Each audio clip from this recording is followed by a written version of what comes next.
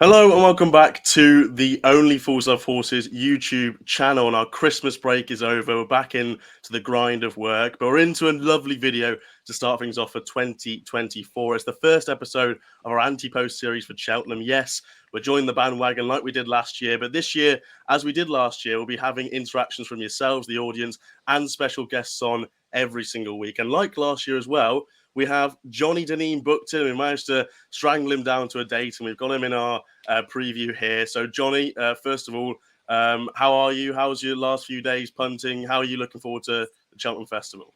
Look, I'm looking forward to the last few days have been good now. I could do with a change in fortunes, but sure, look, that's part and parcel of it too. Sure, look, we'll plow on anyway. So, I'm looking forward to the festival definitely. Yeah, I suppose we're just starting to build up to it now. Really, I suppose once the Dublin Racing Festival is over, you'll have a better guide as to what you think of where you're going to be putting your few bob, that kind of thing. Are you doing the Dublin Racing Festival this year? Are you going to be on course? I have to do a thing for the Racing Post in on the Saturday and the Sunday up there in the morning, I think. And I'll go to the races Saturday, but I'll be hoping to shoot home the minute it's over Sunday morning. I won't bother going Sunday if I can. Put the feet up on the sofa then that day, I suppose. Yeah, I'd be home for the first race if this thing is on early in the morning. I'm sure 8:30 or something like that. So I'll be hoping to be gone, you know. we were just speaking off camera there, Johnny. Obviously, it's a busy time running up to the Cheltenham Festival. Sort of looking at yourself now compared to when you were sort of making books and being a bookmaker at the festival. How's the run up to Cheltenham changed? Is it more exciting for you, or is it busier, or is it how is it different? Look, I suppose it's busier for me now because when I wasn't doing many Cheltenham previews when I was making the book, I did a few of them all right, you know. But look, I still look forward to it now at the same time. It all depends on. I think it all depends on how your form is too, and you know I've often gone to the Cheltenham Festival under pressure too. You know what I mean? And like if you're on a bad run and you're heading into Cheltenham, you kind of need to win there. And sometimes I don't know if you're going in there and on good and look, it depends on how strong your tank is as well. You know what I mean? That's another way of looking at it. Like if you're going in there betting with spare change or scared change, as they say, you could be you won't really enjoy it that much. But I look forward to it anyway. Of course I will, and I'll be having a bit of a go there. I tend to bet some bit bigger, and not too much bigger now at the same time at the Cheltenham Festival than I would, because only because you can actually get on bets. You know what I mean? But no, generally speaking, I wouldn't have really much more on a horse in Cheltenham as I would in the first race in Newton Abbott of a Tuesday. Like, you know what I mean? More than likely not. Wow. But so I like when you bet every day of the week. The Cheltenham Festival isn't like a lot of people just, you know, they take their holidays for it and they do that kind of stuff and they go to it. But I mean, I'll be betting the Monday before, and I often had a real good day or a real bad day on the Monday before. And I'd say if I won it any day the Cheltenham Festivals or any day the festival or lost it, you'd the last day was in Stratford. I didn't go there since. Jeez, I lost my brains there of a Monday anyway. I'd say I was walking out saying if I won that for the 4 days and 3 or 4, it could have been on a 3-day meeting that time, that I'd be very happy. So look, it's another 3 or 4 days, but the quality of racing though makes it that bit more exciting. Johnny, historically, sorry, Ash, I'm going to go off a little bit off top. Historically, for you, what is the best day punting-wise that you've had? Is it a Tuesday? Is it the Wednesday? Is it the Thursday? Is it Gold Cup day? What day tends to be Johnny's best day at the Cheltenham Festival? I always thought that the best chance for a punter, that if you weren't in front by Thursday, you were in trouble. I do think that the pendulum swings towards the bookie when they go out and into that new course. I think you have a better chance of getting results as a bookie than you have. I often got myself into trouble there on the Tuesday, and because you had to maybe go through the motions of being a bookie, but very often you as a bookmaker you'd struggle to win on the first day. Very often you'd struggle to win the first day, and I remember being like, once the week went on, if you could stay in contention, you had a good chance of getting your money back or hitting the front or whatever. But look, I've had good days there, Tuesday, Wednesday, Thursday, and Friday, and I've also had very bad days each of the 4 days too. So it's just it's just one of those things. I've had terrible days Tuesday, I've had good days Tuesday, I've had terrible days. The Gold Cup days traditionally they're a good day for bookies. I always think. I won a lot of money there on Gold Cup Day over the years. Anyway, I guarantee I did now. Like definitely you got out of a hole there even a few years too because they got result after result. And Cheltenham is a funny place too. The Thursday actually, I'd say the Thursday is probably the best day for bookies. If you go back on the results over the years, there has been Thursdays there where God wouldn't back a winner. Like it's just result after, and they're writing their own results in the finish. You know what I mean? They're getting all sorts of stuff beaten, handicaps with 16 to 1 shot, 20 to 1 shots, all that kind of stuff. Get a few skinny ones beaten as well. But no, look, it's a case of I don't know. It depends really. I've had, as I said, I've had good days. The best year I ever had, and it was the year that they had the 10 and the 9 races. The last 2 days, they abandoned the Wednesday, and they had. They moved the 3 cards into 2. I think they had 9 races on the Thursday and 10 on the Friday, something like that. Yeah, but the wind stopped it. Yeah, the wind on the Wednesday. Yeah, wind on the Wednesday. Fellas seem to lose the run of themselves betting those 2 days as well. Jeez, there was fierce betting at Cheltenham that time. I thought there was anyway. I was all bundles of money in it, like, you know what I mean? And no matter what you lost the race, you could get it back in the next. But that's all changed now. Yeah, it was strong wins that year, and obviously Lee. Hopefully, not some windy selections for our few races that we're previewing today. Fantastic segue. That's one of my better ones. We're looking at 3 races today, Lee, but obviously Cheltenham Festival. Now we're sort of past the new year and we're kicking on to January. It really is getting closer and closer. It's more like Christmas Day is on the way, really. Yeah, look, I did put a tweet out and I was saying to you lads, like, I feel like December is a slog for people, and betting wise, there was quite a few favourites went astray, and it was tough putting over Christmas, but now you can kick on really. That Dublin Racing Festival, look, they've got plenty of grade ones as well. That Saturday, I think there's 4 grade ones. It's action packed, and like Johnny says, you know where you stand after the Dublin Racing Festival. So I think we've only got a couple of key trails. As we're recording on Saturday, there's the Clarence House, hopefully takes place. El Fabiolo against John Bon. We'll know kind of where the Champion Chase market stands there. And yeah, look, once the Dublin Racing Festival's on, we can kick on to the greatest show on turf, as I say, because I absolutely love it. It's my holiday, like Johnny was saying. I take this as my holiday. I fly down on the Monday and fly back on the Saturday and come for the full week and just enjoy the race and enjoy the party, enjoy the crack. What a holiday it is, Harry! It's very close, and we're looking forward to kicking on into things. Certainly are. It's like Johnny said, I'm just praying I'm going into Cheltenham with a good bit of form, because last year, I'm not going to lie, I had a little bit of I got battered and bruised and battered.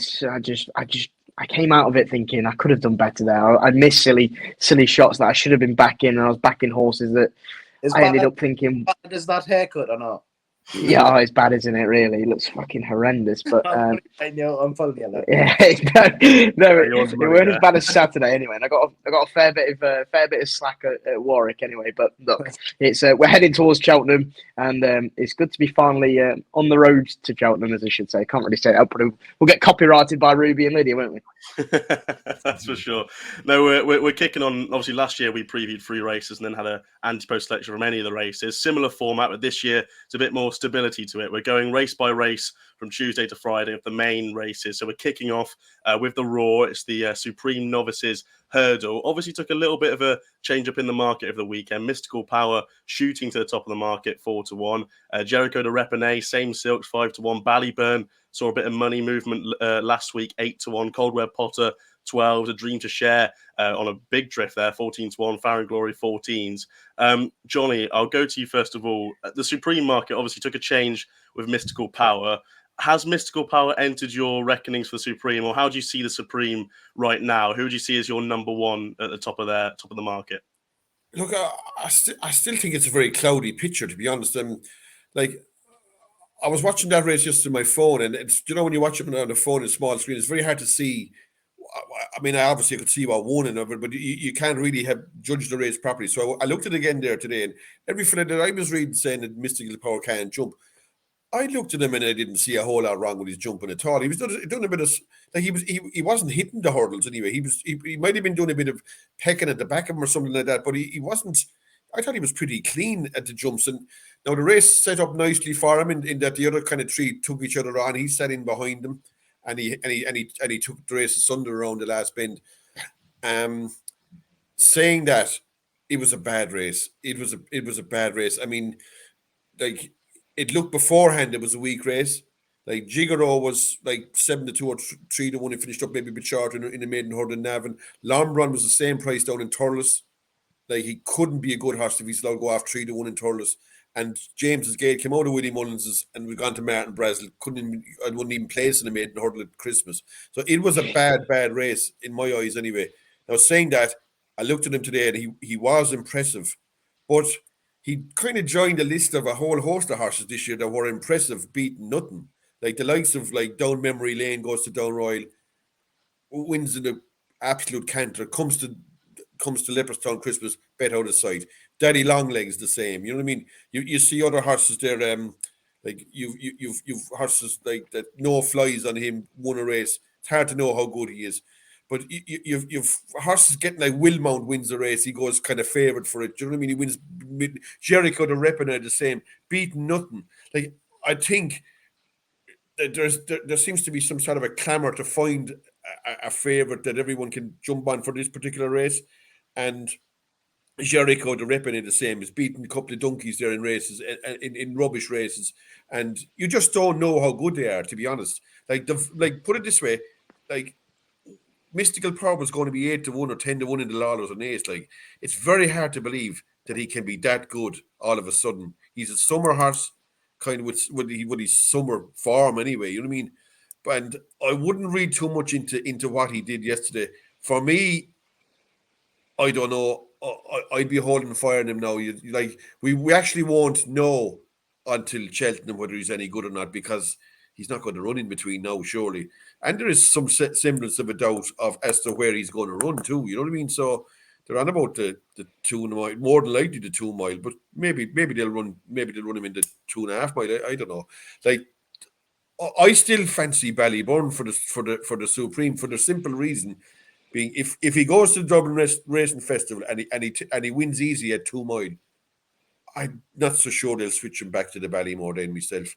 I think if a horse shows he can do it at 2 miles, I think they'll keep him to 2 miles. And I mean, they could run 2 in the race, because their own jockey will be on Ballyburn. They won't care about Mark Walsh riding this other thing. You know what I mean? Like, I'd be surprised if you said to someone yesterday morning in that stable, who would you fancy between Mystical Power and Ballyburn? I would say, if there was 50 fellas down there, every one of them would say Ballyburn. For me, Mystical Power is probably, now I'm not saying for certain, but it's probably a bad favourite. Lovely stuff. Lee, I suppose Lee and Harry, but I'll go Lee. There was a bit of nodding there when Ballyburn was mentioned up. Is Ballyburn towards the top of your agenda for the Supreme, Lee? He's topped me betting list for the Ballymore, sadly. So I'm hoping he goes there. It's look how you juggle the pack. JP's got a lot in there. Even Mizo West there, bombed out, but that one's due out this week. No flies on him, like Johnny mentioned. And then A Dream to Share. I believe A Dream to Share, and I've got kind of strong with that. He is definitely out, and he won't make it. The drift kind of tells all for that. But then they've got 2 in Jericho de Repney, who, I think, look, that was a grade 2 Moscow Flyer yesterday that was seeing Mystical Power win. But it was a pig of a race, and so was kind of the horses that Jericho de Repney beat. One's look to the eye that done it more easy, but it was a 4-runner contest, and like Johnny says, that horse was meant to contest the Lawlers of Naas, in kind of wasn't it at the top of the market. Yeah, look, it's a tricky puzzle to solve. I'm hoping, and this is kind of pocket talk as well, that Jericho de Repney is the one. He's not entered at the weekend. He was meant to go. to the Rossington Main, I think it is, at Haydock. I believe he probably will take the Shishkin route and go to the Sydney Banks, which is at Huntingdon on roughly the first week into February. It's over 2 miles, 3.5. Shishkin done that, had 3 runs. If you take away Shishkin's fall, he had 3 runs before the Supreme. Hopefully he'll do that. It's a listed race and he'll be tested more, Jericho de Repney. Nicky did say that he'd need 1 more run, and that would work out perfect, I think, for him. Like, look, I don't want to blow me trumpet. I'll have Chris Poole on me back, but because of me bigger price, I want him to be the one. And again, of a couple of judges that I've told us, he is definitely Nicky's 2-miler. So he'll be pushing for JP. That way, you know, Willie might say, look, JP, I've got Ballyburn for the Ballymore, and he's going to be tough to beat. So you're going to have to send Mystical Power to the Supreme, and that's how it's going to work. But like Johnny said, it's probably a really tricky puzzle. It's the one race of the whole year. I hope I hit the dot right, you know, just because then you can start. The dreams are still alive. You can start it well. I absolutely love the Raw. I'll probably have about 5 in the book by the time I get the festival, but I've got a couple in. And it actually take. I took a chance on Farron Glory. I thought he was travelling all over them in the former Tolworth there. He took a crunch and fall. He'd probably have to have another run just to, you know, blow away the cobwebs and say, look, you're fine from that. But I have taken a chance, non-run, no bet on him, because I thought he's kind of an each way player to nothing, and I think he would have won that well. But yeah, look, Jericho de Repney, fingers crossed, he's the JP one, and he'll go in the first race. I'll defend the corner a little bit of Mystical Power. I thought, I do admit the race maybe wasn't strength-wise amazing, but that Gigerone second wasn't too bad. His time from the last day worked out quite nicely with the same time that Caldwell Potter did over course and distance when he ran before running in the Moscow Flyer there. I thought he was quite good. He was much quicker than Lisnagar Fortune, who was in the maiden hurdle over course and distance, who obviously ran into a future Grade 1 winner in reading Tommy Wrong. I thought, you know, he won by 7 lengths. His jumping was average. It was all right, like Johnny said. It wasn't like horrendous, but it was average. I think if he cleaned his... Ash, do you think it was because he was stuck in behind horses and we kind of running on top of them? I don't know. Mark Walsh had to pull him about a couple of times. I didn't see first time out, and I'd have to watch it back like Johnny. First time out, I didn't see any problems with the jump, and I just thought he was stuck in behind, and once he got that boot, look, he had that turn of foot, didn't he? Let's just say I've seen worse jumpers that have been touted as sort of decent maiden hurdle winners. You know, like I thought he jumped all right. It's his first run for a while as well, so I expect him to come on a bit for that. And look, I thought he's probably too short. He's probably just a little bit on that short side, but I will just defend his colours a little bit because the sort of times work out quite well from the race, and that Gigerone second, I think he's an all right horse. So even the third, is it Jasco de Dams, the Henry de Bromhead horse, not a bad yardstick. I think he's beaten better horse than potentially Jericho de Repney's beat. So look, I think he's a fair horse, but maybe just a touch too short at the top of the market. Harry, are you with Ballyburn or are you looking elsewhere for the Supreme? It's wide open. It's so cloudy. Johnny, you've mentioned it perfectly there. But if you do look in, I don't know Mystical Power 4-1. I think it was a pig of a race yesterday. I think you look at some of the horses in behind, they've already been beaten fair and square by some other horses that are in the betting for the Supreme. Some prices, I think you've got the likes of Mirazor West, who's currently 20-1. Now I know he ran like a madman the last day and he pulled his absolute Mark Walsh's head off. But it was interesting knowing the betting because he opened very short for that betting and he went all the way out to about 5-6. And for a horse of that caliber who came with that reputation, Johnny, I think you'll back me up as well. If you see a drift like that, you do start to worry. The King of Kingsfield was behind him that day, and he looked the winner all the way because you kind of knew Mirazor West wasn't gonna go on. But he is actually entered for a maiden hurdle on the 18th, which is Dex will be out by the time this video's out, so we'll know if he's going into a maiden hurdle. And if he is, and he does win impressively, and he settles down, I think 20-1's a big prize for Mirazor West. And JP's got a very strong hand. I think Farron Glory is the best of Gordon's lot.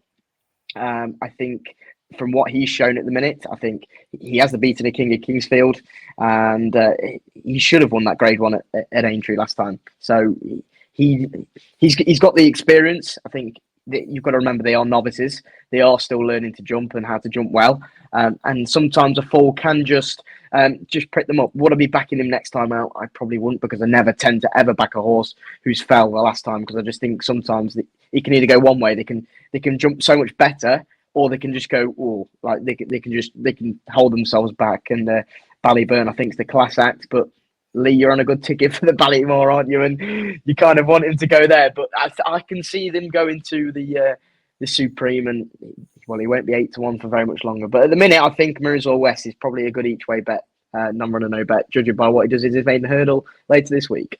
I'll just throw one for you on the Miserable West train. Miserable West, Miserable. Yeah. Thank you very much. That day, obviously, second to King of Kingsfield. No flies on him, or no flies on me. I've forgotten the name there, but that horse ran the same day. Overall time was 3.5 seconds quicker than King of Kingsfield. Was 3 seconds quicker in the final 3 furlongs than King of Kingsfield that day. Was carrying less weight, but I thought that was a very good run from that horse. Obviously, JP Silks again, 33-1. I think he's a really interesting horse at 33s. He's obviously potentially going to go to DRF. Looks like he's going to go to the 2 mile DRF race. I think if rocks up there and runs a good race, he could even go and potentially going on and win the race. I think 33 is quite a big price for him. And I disagree with you on best Gordon horse. Probably the number one for me at the moment at the price is Caldwell Potter. I'll die on this hill. That race fell apart completely. It was the only horse that could win it when the others just had no chance. And yeah, it was dying ground, wasn't it? In the end, it was horrendous. If I'm right in thinking off the top of my head. Look, he honestly, if that horse wins a Supreme, I will shoot myself in the head, because that horse has no chance in a Supreme. Gordon will have 3 bets. Bet you're gonna do, Harry. Like, you made the honeysuckle bet with the tattoo on your ass. At least make a bet you can do. No, I might be a little bit harsh in saying that, but I just think that Gordon will have a few better than Caldwell Potter in a race that fell apart. Look, I made my case for him on the Sunday show, but like he absolutely smashed that juvenile hurdle and the handicap hurdle out of the water, and the handicap hurdle carrying 20 pounds less on the back than what Caldwell Potter was doing. The time was 13 seconds quicker than the handicap hurdle, 5 seconds quicker than the juvenile hurdle. Times work out really well for that race. I know you take it a pinch of salt because of the ground, and I do completely understand that. But look, I just think I think he's shown the abilities that he can go at a hard pace for a good deal through the race and then kick on again. I like that in a horse. It's very he looks stature-wise, he looks very much like Mighty Potter, obviously his full brother, and I think he's got a good chance. Caldwell Potter. They could step up to the Ballymore, but it's that's an un-Gordon Elliott thing to do. I think he likes to keep his horses to where they are and then progress them over novice chasing. But yeah, Caldwell Potter's top of the list for me. I think he's a very decent. Johnny, do you ever take sectionals into account when you're punting, or? No, I don't. To be honest, I was hoping you were going to buy Johnny, because I was just had a Sadner in the back of my head thinking Royal Ascot all over again. No, I don't. Look, I just think some races are on different tempos, and that race for Caldwell Potter surely fell apart, Johnny. No. Yeah. Well, look, at the ground went dead against yokes like Daddy Longlegs and down memory lane, and like he got the run of the race, and he likes soft ground, no doubt about it, and he probably got first run as well, and he was well ridden in that, and there was a few big names did run poorly in it. I would struggle to see how he's a Cheltenham winner myself at 2 mile anyway. Definitely, I'd say if he had to have any chance in the race, it might be in a 2.5 mile race, but I'd say he's a kind of a young horse that's going to be a really, really good chaser. I wouldn't fall down if he didn't even go to Cheltenham, that horse myself, Yeah, that's fair. I know that's the way they were thinking early on in the year anyway, that he was he was kind of like marking time, and that he was kind of a big kind of a raw horse, if you know what I'm saying. Yeah. I wouldn't collapse if they kept him for maybe one run in Punchestown or something like that, to take on them horses that had been to Cheltenham and Aintree, or maybe just even go to Aintree, something like that. I wouldn't collapse if he didn't go to Cheltenham, no, that horse. And I'd say soft ground is fairly important to it too, which he may he may not get it what that ground that he revels in anyway. Yeah, obviously Mighty Potter won at Punchdown, so you could potentially go there, and he was a much better chaser. Obviously, he did win a Grade 1 over hurdles, but he was a much better novice chaser. That's Supreme Gentleman. We'll move on to the Arkle. Could be quite cut and dry these next two races, but we will still cover them, obviously, because they're big races in their own right. But Marine Nationale, 8-11, topping the market. Facile Vega, Harry will surely have a say on him, 10-1. Founder 50, 10-1. And then it gets into likes of Gaelic Warrior at 12s, Ilete Tomps 14s, Hunter's Yarn 16s, Blood Destiny 20s. I'll stick with you, Johnny. Marine Nationale, is anything beating him in the Arkle this year? At the moment, there's not anyway, unless he blocked his copybook in the Dublin Racing Festival. But he was pretty impressive now in that novice chase in Leopardstown. I know he got the run of the race and he bossed the race and he pooped away out in front there and he was never getting beat. But his jumping was really accurate, really quick and accurate, and even quickening up on the running there. And look, okay, he didn't beat anything of any consequence. There was actually a horse fell in that race, wasn't there? It might have been second to McManus horse, but look, he looked as good a chaser as a hurdler, didn't he? Like, to be fair, and he was obviously a really good hurdle horse. At the minute, it's barring accidents to me anyway. I don't see anything that can trouble him really. You're looking down through him. Facile Vega, even if he was at his best, would he even beat him? Probably not. Hunter's Yarn is a good horse, but he's a mile off of being a Marine Nationale anyway, isn't he? He's a Grade 2 horse, if anything. And Gaelic Warrior, they're not going to take on Marine Nationale when they have the 2.5 mile race. I wouldn't say at their mercy, but he's going to be even money in the 2.5 mile race, and he's going to be 6-1 to beat, 5-1 to beat that other horse probably. So it's going to be, he might be, he'd be probably 4-1 against them anyway at least. So look, they'll go for the easier option. They always do with Gaelic. Anyway, he's a 2.5 mile horse anyway. Minimum, he'd stay 3 miles if he had to. Okay, his form at 2 miles, but he's not going to go into. He's not going to go into that race anyway. Quilixios will run all right there. That could actually place it. That was quite impressive the other day, Quilixios. That could actually, that's one horse I could see actually placing in the Arkle, to be honest. Found the 50 is suppose he is a bit of a champ, but Found the 50 ran in goodish races there last year, and at the end of the season he wasn't found. I would struggle to fancy him to be placed even in a weak Arkle. Even that my mate Mozzie, that form there, that was an ordinary race that Facile Vega ran so bad in Leopardstown at Christmas. I Found the 50 didn't even Grade 1 horse in my opinion, and then you're into all sorts of rubbish after that. So look, I would say the favourite should win it. I would, and if I was picking something maybe without the favourite or each way, I think I'd chance Quilixios right now anyway. Yeah, looks like it could be quite an easy job for Marine Nationale. Lee, is that how you see it in the Arkle? Yeah, definitely. No, I was going to say to Johnny there before, because of the turn has been run on the new course, I think that's going to suit better the way Gaelic Warrior jumps anyway. I think he'd struggle to lie up even on that old course in an Arkle. I think that even though he's a 2.5, and they even obviously they tried him over 3 mile last season, and they wanted to build him up into a Gold Cup horse. So dropping him back to 2 miles, just because the way he's demolished the rest of them, then I think it's just it's a case of Marine Nationale. He jumped great. Mikey O'Sullivan took him to the front as well. The last day, I think he'll probably do the same and just be hard to catch. Look, I think it's easier to solve this one than the Supreme, and Marine Nationale will be tough to beat. Yeah, look, we can keep this short, Harry, unless you got anything that's wild to take on Marine Nationale. No, look, I think we're all in agreement now. Obviously, my Facile Vega antics, they've kind of deserted me now, haven't they? However, it was a bad run. I'm hoping he does bounce back. Whether it's good enough to beat Marine Nationale at this current stage, I don't think so. I'll stick by it. I'll be honest. Last year, I kind of thought Marine Nationale was a very good horse, but I wasn't ever blown away by him. But when he jumped to fence, I thought that was the first time where I thought, wow, I thought like this thing is a beast. And listen, I mean, Barry Connell's been saying it for how long now? And he told everyone this time last year to back him for the Supreme because he'd win it. And I think now he's kind of, I wouldn't say shitting himself, but he's got that added pressure, hasn't he, to him now this year. He's got the punters are latching on side.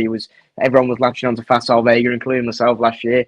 And I just think it's his to lose, isn't it? This current moment is but we'll know more after his next run at the DRF. So hopefully, for a good horse's sake, we see a good horse in Marine National jump well again and win comfortably. Yeah, we could see him up against Gaelic Warrior at the DRF, which would be quite nice over 2 mile one, is it, or 2 miles? One of those trips that could be quite interesting. I'd also be with Johnny here. I think Quilixios probably the one that could be finishing second or placing in the Arkle. Would you see a Matata, gents? There's a horse called Matata in there. Now, Matata's around 50s. Would you give that absolutely no chance? Because I thought his run at Cheltenham wasn't that bad on the ground. I don't think he'd like. In a handicap, he still got cooked. Yeah, well, look, I think he had to give. He gave over a stone, didn't he, to the Evan Williams horse, and he could be. I don't know. He's in a race at the weekend, isn't he, Matata? He is, but obviously the racing. Johnny, what price would you price the racing to be on this week? I honestly don't know. I mean, what kind of weather we're getting? It's cold here anyway, but it's they're putting down covers. Are they, Scott? They might be on. Yeah, they will be. Yeah, I think so. The one thing I'd say about Marine National, the one little negative for it is the headgear. He's got a thumb strap on him that he hadn't last year, and they don't put him on for no reason. So they must have some slight issue with his breathing. And a second thing is, okay, he made the running the last day, and it's very easy for horses to look good when they make the running, I think. The next day, but to be honest with you, he's 186. He's very, very short right now, insofar as, if he gets beat in Leopardstown, you're in business if you lay him. If this wind doesn't hold up, which is a possibility, who knows? And if he doesn't win half the, just say the only way he's going to shorten is if he wins by half the track. You know what I mean? And that mightn't be an eventuality that could pop up. I think he's very, very short right now, to be honest, at 186 or 184 to 5, because Barry Connell is still a fella I don't care. He's still a fella that punters have a phobia about backing.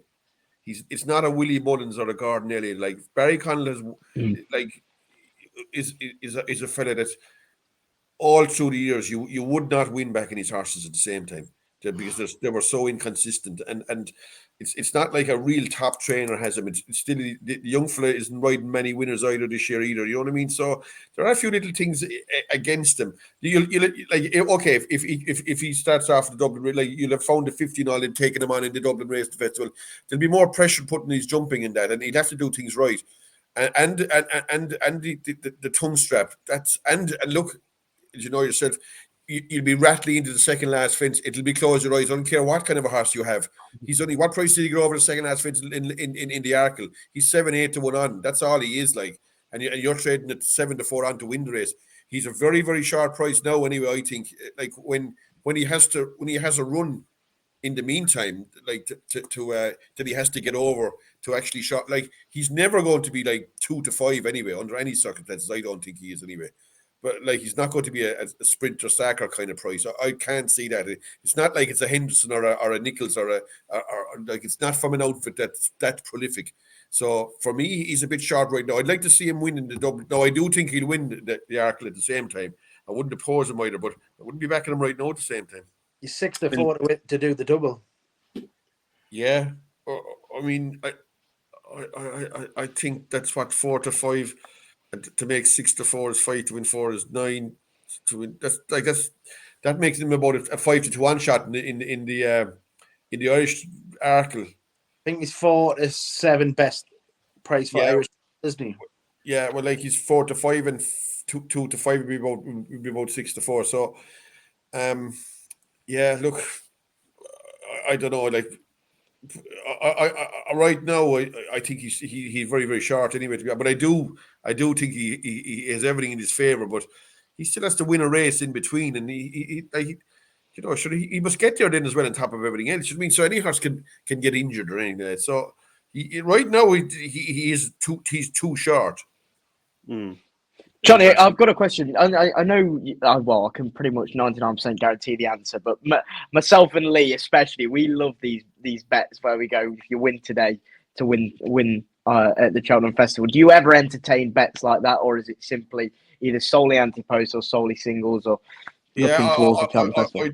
Unless the odds look, if the odds are right, I mean, you have to. I mean, I see fellas doing them bets and they're getting robbed at the prices because, like I assume that if he doesn't win in Leopardstown, he probably won't win the Arkle. You know what I mean, that kind of way. So so he's 5-4 on now to win the Arkle, and he's say what you say, Lee, he was 4-7. So that's what 5 to win 4 is 9. To win 5 is 14. So that's like 9-5. And they're only giving you 6-4, you know what I mean? So they're actually robbing you at the price, you know what I mean? Well, like you'll see prices like you'll see prices like I'll just try and pick one there. Just go down through the betting here for you just say Lossimo turns up somewhere, right? It's 5-2 to win the Mayor's Hurdle. It turns up it's going to be 2-5, and there'll be fellas giving you like say 130 to win today and to win the Mayor's Hurdle. She'd be better off like just taking the 5-2. You didn't worry about her win today, like, you know what I'm saying? Because just say she gets beat a head or a short head, she can still win the Mayor's Hurdle then. Whereas I don't think if the price is right, you do the double maybe all right, but the price has to be right at the same time. Because very often in those bets the prices aren't right. Interesting angle into Marine Nationale then. And we'll go on to the final race then, people, the Champion Hurdle. Obviously, today we got a little bit of news Champion Hurdle-wise in the fact that Constitution Hill isn't going to turn up on Trials Day for the Unibet Hurdle. Was the International, now obviously on Trials Day. But he is still best price 1-3 if you're winning the Champion Hurdle. Stateman 4-1, Impero Pass 12s, Bob Ollinger 20s, Lottie Mouth 33s, although returning up, and Vauban 33s as well. Lee, I'll go to you first of all regarding Constitution Hill. Obviously, no Trials Day for him, which is sad. Unsatisfactory scope was from Nicky Henson's, but he still looks like he's number one quite clearly to win the Champion Hurdle here. Yeah, look, I think it's simple as if he turns up in fine form, then he's just going to be Stateman. I don't think any of the rest have got a chance, to be honest. I think Imperi Pass was put away by Stateman fair and square. Look, he may come on, but I think you probably go Chance Diaz if they think Stateman's playing for second fiddle, then their third fiddle with Imperi Pass. I thought Bob Ollinger would be the one for third. I thought he showed plenty of boot the last day, and I think he may quicken up past Imperi Pass if they both win. But look, Constitution will be a Stateman, and that's how I play it. Is there any way Stateman gets the better of Constitution Hill, Johnny? Is there any way they can ride him or go about him that can beat Constitution Hill, or is it very simple? Look, whatever chance they have of beating him, they have to be in front of him anyway. I mean, they rode him last year to try to come from behind him. That was madness anyway. Like, Stateman is a horse that gets on if he gets on the bunny, like he can beat off most horses. Now, I wouldn't fancy him to beat off Constitution Hill, but he have no chance of coming from behind him anyway. To me, he's got to commit 4-3-4 out and go for home and take your chances. You know what I mean? But like last year, and then they said last year when he was beaten, he didn't give him the same feel as he did other days. Now, but you hear all that rubbish too. You know what I mean? I don't know. Look, I find it very hard to oppose Constitution Hill, but it's the same with John Bon and El Fabiola. If they ever meet, if John Bon is ridden to come from behind El Fabiola, he won't pass him. But he has a chance of beating him from the maybe if you're in front, you can maybe force a mistake. Who knows what can happen to one behind? But if you're playing catch up, you have the hope of catching Constitution Hill if you give them 2 lengths anyway. You know what I mean? But like last year, I don't know what they were at to doing that, what they were trying to do. But if I know they're hell bent on beating him though, that crowd, you know what I mean? And they will run all sorts of your rags in it too. They'll run Imperial Pass and they'll run Sharjah and they'll mess up the race some way anyway. You know what I mean? and that if Stateman got in front you might have to navigate his way through a couple of them and all that kind of stuff. And like, I suppose if Stateman got first run in them with 3 or 4 lengths, and maybe, who knows? But look, I do fancy the favourite. I don't know anyone that doesn't fancy the favourite, to be honest. But I do think if they have to have any chance, I think that's even any outsider to beat a favourite. You have to be in front of them. You ain't coming from behind, like an all-known form. You cannot come from behind Constitution Hill, and it'll be the same like, I even see favourites there in normal races. They're 5 to 4 on, and the second favourite give them 6 lengths out the gate. Like, how do they expect to win? You know what I mean?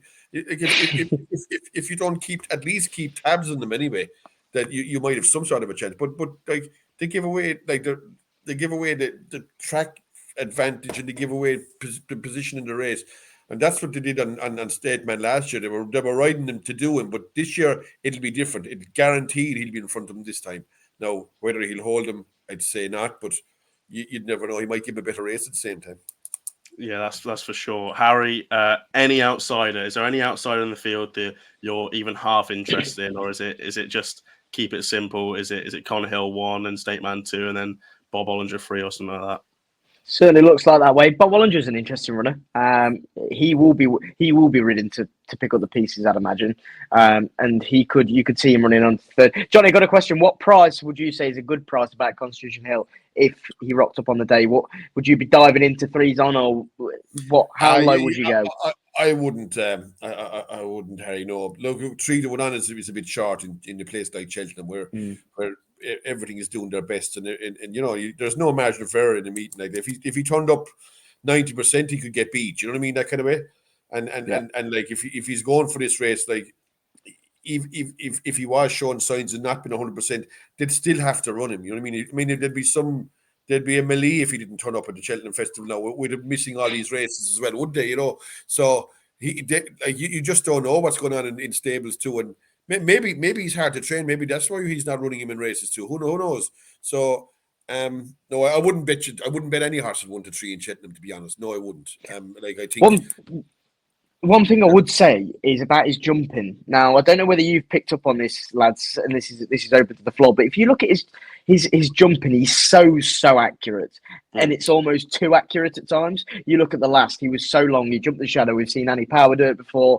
Now, I know obviously the people can have their own imaginations, but she did jump the shadow. Constitution Hill jumped the shadow. He nearly came down at the last.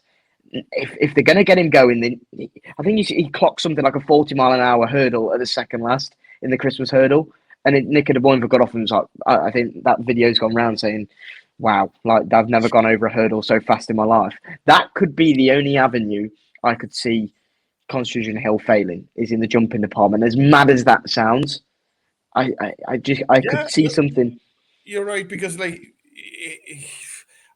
the very best of champion hurdlers are so accurate and are so quick at their hurdles that they're only a hair's breadth away from falling every time they go out. Like, you see the likes of Easterbrook used to fall a few times. Golden Signet years ago was killed in a race. So, like, I always think Bouvardere, Johnny, when he was winning his third champion, well, after his second one, when he was running in his third, he came down on the back straight. He was a fantastic hurdler, but he just got too low to that one. Yeah, or Connor is another one that fell in a champion hurdle. So you will have a history of horses falling in champion hurdles. So the better, the more accurate they are at the jumping. It's like, I suppose it's for doing 110-meter hurdles. They only skim over them. You know what I mean?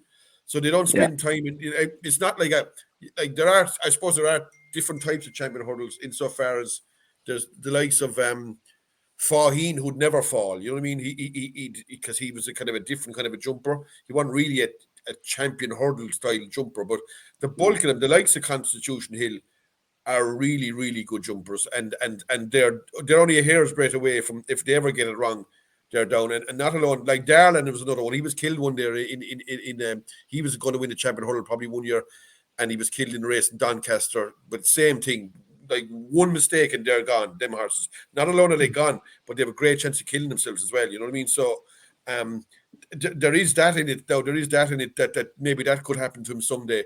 But you have a better chance of forcing a mistake like that on him if he is behind chasing you, but you have no chance of forcing that kind of mistake on him if he's in front, I think, anyway. Yeah, looks like it's Constitution Hill for the champion hurdle. Gentlemen, that's the 3 races we're taking under the microscope. We're then throwing it to the floor. So it's our first proper Ante-post selection in the book to put forward for any race. So I'll go Johnny first of all. You've got pick of any of the races. Which one are you chucking up here for the Only Fools Love Horses viewers? Yeah, look, I'll go just something that's half a reasonable price. I was quite impressed with Chianti Classico in Kempton on Saturday in that handicap chair. I thought his jumping was exemplary. I know Cobden rode him now, and he's trying to make horses look really good jumping wise and that, but he's a good tough horse, and the stable is not exactly buzzing at the minute. And it was a very good run with 11 stone 10 in for a novice, and there is no other race for him in Cheltenham. Like, he isn't good enough to go for a race like the RSA. So it'll be the ultimate idea, I would imagine. And he has his weight now, and I wouldn't expect to see him run between here and then.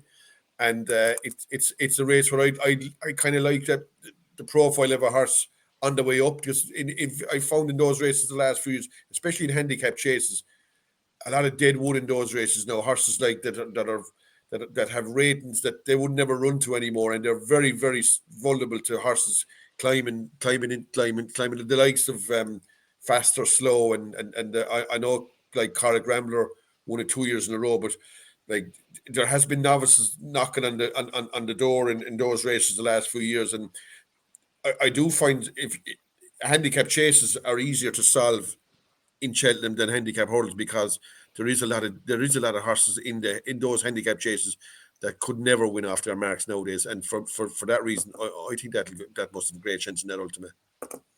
Chianti Classico 10-1 non-runner money back with those firms paying that. Lee, over to you. What do you fancy as your first one in the book for Cheltenham? I did toss and turn about doing a handicap as well, but that Boodles, there was one out today. Was a real eye catcher, and Lark in the morning, was it? Yeah. That Lark in the morning for Joseph.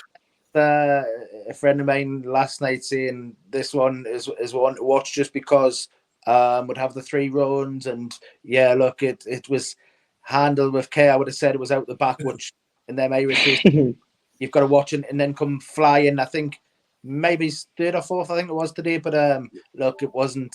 It was one to keep an eye on anyway. I do think this Batman Girac has got a chance, but being really well punted as well. Another one which needs another run and was handled with care, I would have said the last day as well. But anyways, my one, I'll take a chance on Appreciated in the Ryanair. I think it's a wide open Ryanair.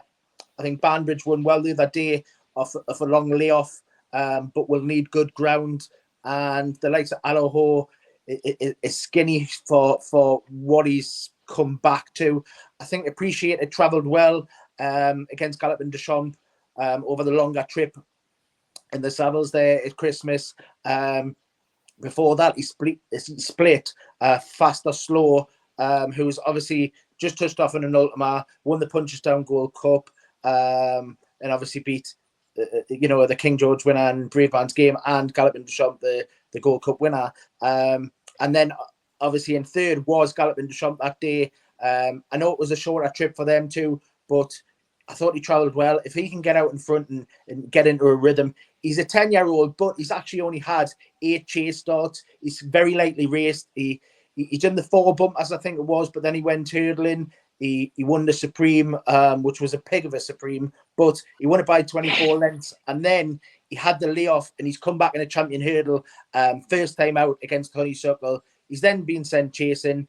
He was second to Ferranilli, who in the Grade 1 last season. And yeah, look, these 2 runs this season, I've seen something that was a lot more to my like. And he was only beaten 4.5 lengths, I think it was, behind Stage Star in the Turners. And but I just thought that was it's an in and out season for him. They didn't know his proper trip. This is his trip, I think, the middle distance. Travelled well the last day, and I'll take a chance at 14s for the Ryanair for Appreciated.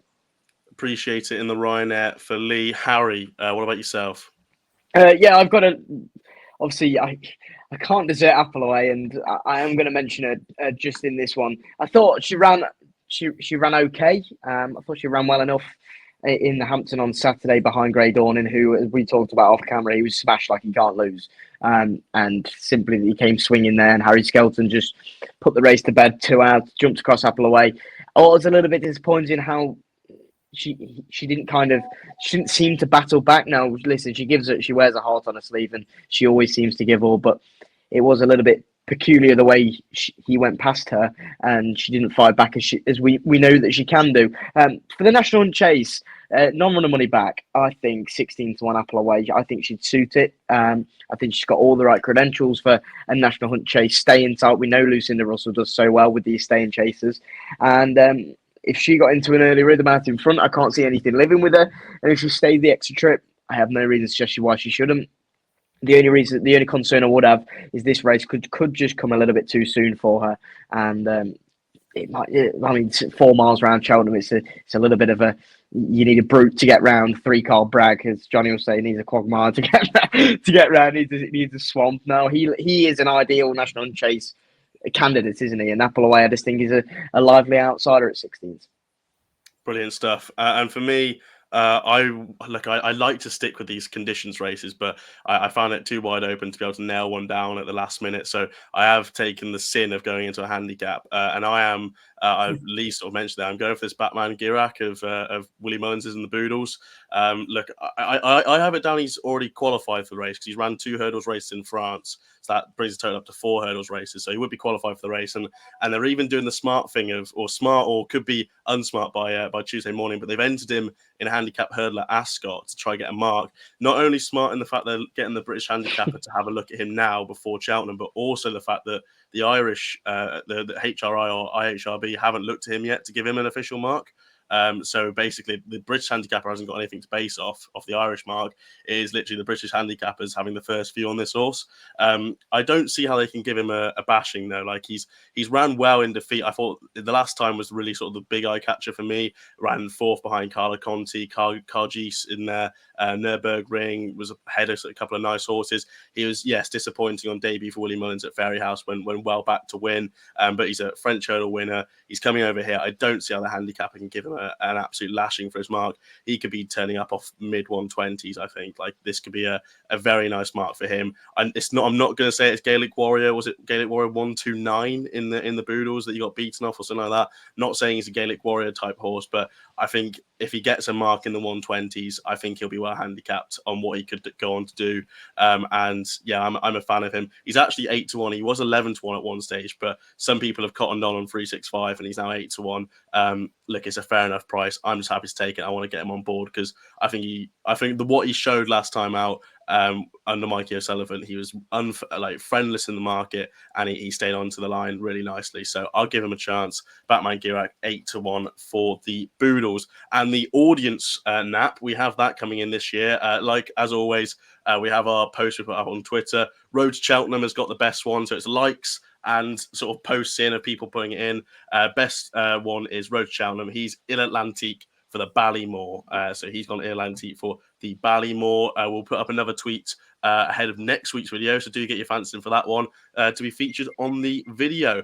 That's all we got time for. Johnny, where can we find you in the upcoming weeks? Have you got Upping The Ante scheduled in? Are you looking forward to that? Just turn on YouTube. Just turn on YouTube and you'll see Johnny's face on the front page of YouTube all the time.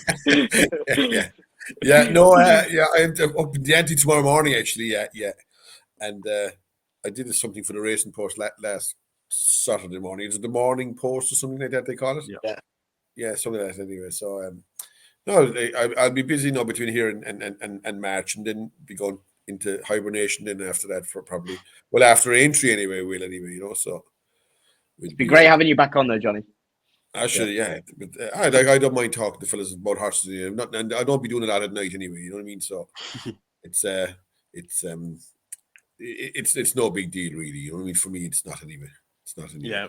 We're very grateful for your time, Johnny. So thank you very much. We're going to very quickly, when you're off air, but we'll segue into this. We're going to very quickly look at the weekend ahead, as we usually do. So it's not a goodbye from us three. We'll see you on another screen. But Johnny, thank you very much for coming on this week. And this has been the first episode of the Ante-post Cheltenham Festival Route for Only Fools Love Horses YouTube channel. So thank you very much for Johnny for coming on to our Ante-post series. We're going to kick on into the weekend's action. We're not going to go race by race like we usually do. We're just going to pick out our best bets at this early stage.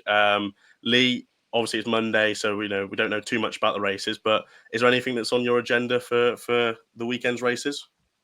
Well, look, that Clarence House looks a great clash as always. People are kind of a bit moaning about the forerunners declared, but it's hard to go against them two top two medals in the division there. El Fabiolo, I hope, does the business and beats John Bon and kicks onto the champion chase again. But there's one I just want to mention, and I did speak to Sid Hussey earlier on this morning, and Rock My Way has got an entry. I think it's Haydock, the first race. He was telling me is in fine form, and I thought it was a real eye catcher last time out behind Scarface. Was first time chasing, and it just took my eye. Rock My Way, and Sid was telling me he's declared to go to Haydock if that one's on. So want to watch Rock My Way, but I'm excited to see El Fabiolo again. Hopefully they'll come over for the clash. Yeah, it should be very good if El Fabiolo and John Bon turn up, that's for sure. Harry, anything taking your agenda at this early stage? Yeah, and it won't be on Saturday, albeit you can't wait to watch the Clarence House. Does John Bon beat El Fabiolo? I have not real. I don't have much of an opinion on it. I think the only way that John Bon can beat El Fabiolo is if he forces a mistake out of him. But to now, El Fabiolo hasn't really put a doubt in my mind saying that he can't jump, because I think people are being a little bit harsh on him. I think he does jump well, and listen, if it turns into an engine test, we know who El Fabiolo is going to beat him. But look, we'll see about that. But no, one on Friday, Ash, Matata. I did just mention it in the Cheltenham Festival preview thing that we just done. And I think that if he puts up in a good performance here against some decent horses, Jello's going obviously for four-timer. He's on a hat trick already.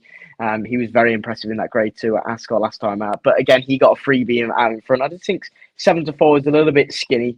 And I think Daryl Jacob could get a good tune out of Matata. Obviously, Daryl Jacob, he's flying from his Lawlers of Nace win. So, Matata at 8-1. Yeah, I agree with you on Matata. He's one that's on my short list. 8-1, I think, is a fair enough price by him. I think he was unlucky not to win the last day. Obviously, gave him plenty of weight away to Liberty Hunter. I think no rain in the air at the moment is going to help him. I know it's going to be it's Lingfield, so it's going to be fairly soft ground anyway, but they're not expecting any more rain. The frost might just harden things up a little bit. I think he's a slightly better horse on better ground than soft grounds, and it was proper soft ground at Cheltenham. So I just think a nice racing ground, sort of a bit better than what it was at Cheltenham. I think he's got a good chance there, 8-1. Agree with you there. I'm going to the Mares Novices Handicap Chase on the Friday at Lingfield as well, the 150. Look, a good race. This La Mal Maison for Gavin Cromwell. Look, he only sends him over to Bristol if he knows he's got a good chance. Obviously, win at Cheltenham last time out of 126 off 133. Feasibly, you could be talking about a horse that's well handicapped, but 11-4 about it, taking a chance on being well handicapped off 133 of 11 stone 13. I'm swerving away from that, and I'm gonna take one at a little bit of a price. 14-1 about Endless Escape off a mark of 120 for Ben Clark. I'd say she's still a little bit unexposed. She's only raced a couple of times now. She hasn't exactly gone through a massive amount of races. She won 4 on the bounce as a novice hurdler, and then got chucked into the Cheltenham Mares Novice, the grade 2, and was a fair 7th of 21 there, only 10 lengths behind You Wear It Well. Then come back this season and got instantly chucked into a listed race at Exeter, and was fairly unfound behind Arkle, but first race of the season will come on for it. Then at Exeter, it's probably a bit more disappointing at Exeter, but again over 2 miles, has won over 2.5.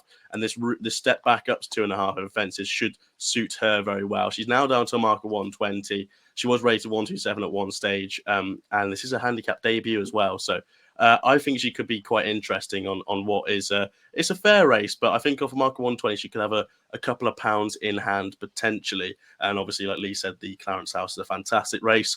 Be looking forward to that one. That's what we've got time for, gentlemen. We'll be back Saturday, 10:30 a.m. on Twitter to go through the Saturday live as usual. Have our finalised fancies for Ascot, for Lingfield, Haydock, whatever going on the weekend. We'll probably have fancies for them. If you did enjoy please do like and subscribe. Follow us all on Twitter. Follow Johnny on Twitter. Go check out whatever he's on. He's a fantastic face to have on these videos. I'll be back next week, similar style, Ante-post episode number 2, and we'll be looking forward to the weekend's racing as well. But yeah, if you did enjoy, please do like, subscribe. Having a bet, please do gamble responsibly. But we'll see you very, very soon.